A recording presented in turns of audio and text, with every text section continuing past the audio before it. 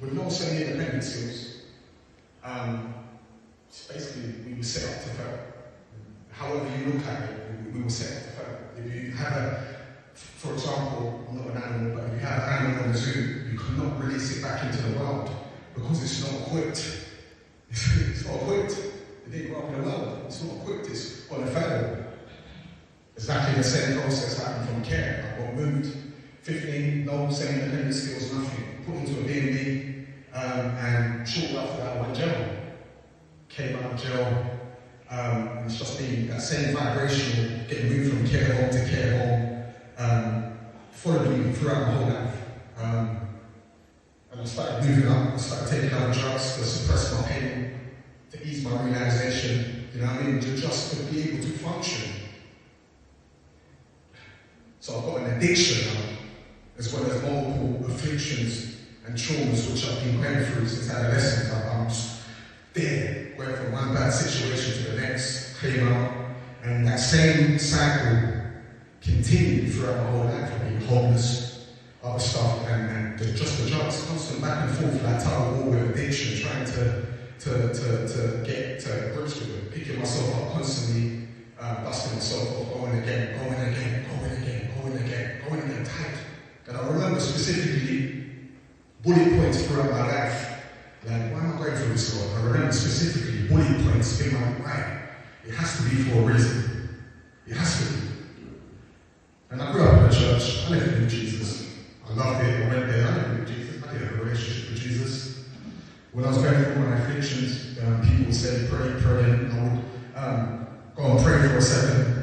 Lord, help me,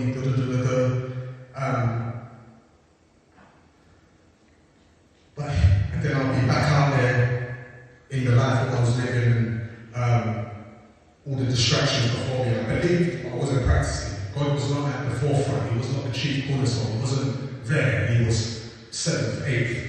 And all of the distractions which life has and throws at you were there, distracting you from the path of past, distracting you, all these other routes.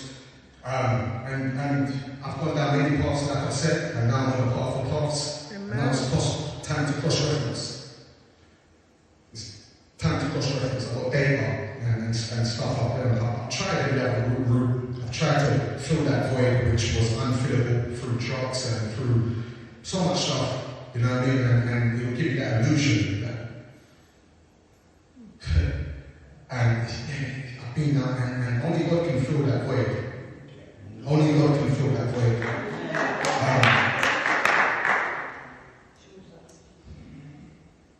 But for so long, decades, I was fighting with addiction, back and forth, tug of war.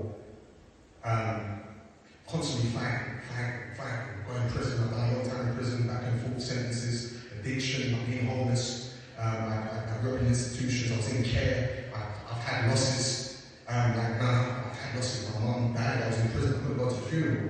When my daughter was born, I wasn't present. Fast forward to 2020, Mark.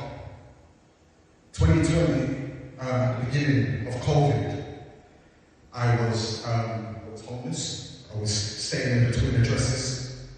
Roughly at certain times, I was taking, I don't know what drugs I wasn't taking, just to ease my reality and everything what I was going through. I was in a bad, poor state. When I look back on this, it makes my heart cry. This picture here, I was lost, but I'm now found.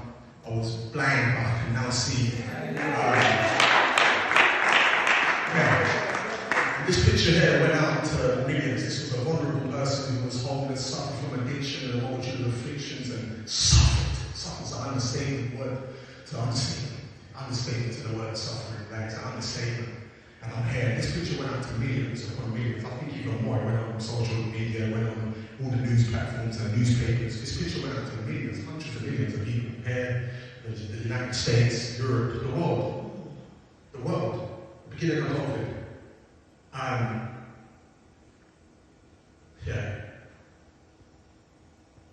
Later on that year, I think this was in February, later on that year, October, I just started work, just picking myself up. from this, and this knocked me down, really knocked me out of orbit mentally, because I couldn't function. I was picking myself up. I had a few friends of Christ around me who kept me sane and got me working. I just started work October. Didn't see my daughter for that year. And this hair affected me a lot, let alone my whole life. And I got a phone call saying the mother of my child was dead. In a car crash. In a car crash.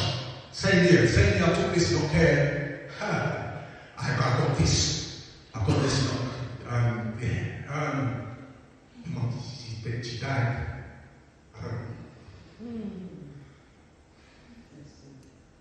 And it's been hell. It's been hell. It's been hell. It's been hell. It's been hell. I miss her. I never really got to do right. She had little spurs due to addiction and constantly fighting this.